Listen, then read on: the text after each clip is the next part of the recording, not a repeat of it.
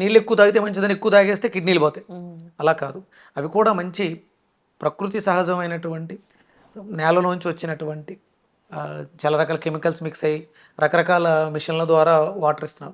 RO water, ఆ water, ఈ water అని చెప్పేసి అవి కాదు మనం తాగాల్సింది. సహజసిద్ధమైనటువంటి నేచురల్ వాటర్.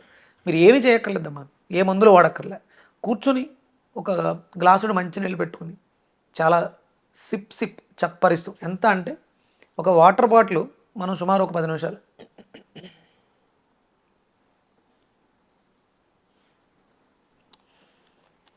ఆస్వాదించాలి, చప్పరిస్తూ తాగాలి. అలా తాగితే అసలు చాలా రోగాలు వెళ్ళిపోతాయి.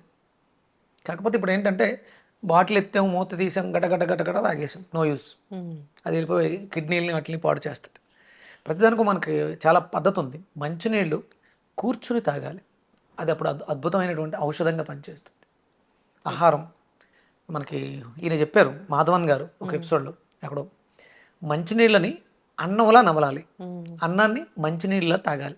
అంటే బాగా ఎక్కువ దాన్ని నమలాలి, అన్నాన్ని బాగా నమిలి ఆ సారాన్ని మాత్రం ద్రవంగా మింగాలి. మంచినీళ్ళని అన్నంలా నమలాలి. అప్పుడు మన శరీరంలో బ్రెయిన్లో ఉన్నటువంటి ఎంజైమ్స్ ఆ వాటర్కి మెడిసిన్స్ని యాడ్ చేసి మనకు అవసరమైనటువంటి మందుల్ని పంపిస్తూ ఉంటుంది.